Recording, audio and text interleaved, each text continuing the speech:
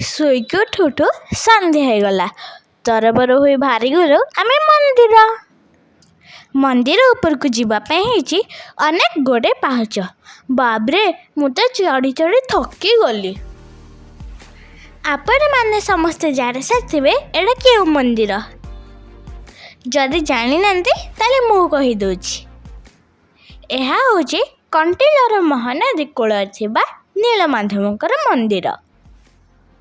ଚାଲନ୍ତୁ ଏବେ ପାଦ ଧୋଇ ଦେଇ ଭିତରକୁ ଯିବା।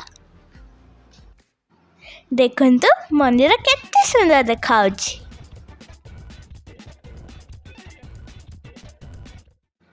ମନ୍ଦିର ଭିତରେ ପହଞ୍ଚିଲା ପରେ ଠାକୁରଙ୍କର ଚାଲିଥିଲା ସର୍ବାଙ୍ଗର ବେଶ। ଗରମରୁ ଉପଶମ ପାଇବା ପାଇଁ ଠାକୁରଙ୍କୁ ଲଗାଯାଉଥିଲା ଚନ୍ଦନ। ପ୍ରଭୁ ଜଗନ୍ନାଥ, ପ୍ରଭୁ ବଳଭଦ୍ର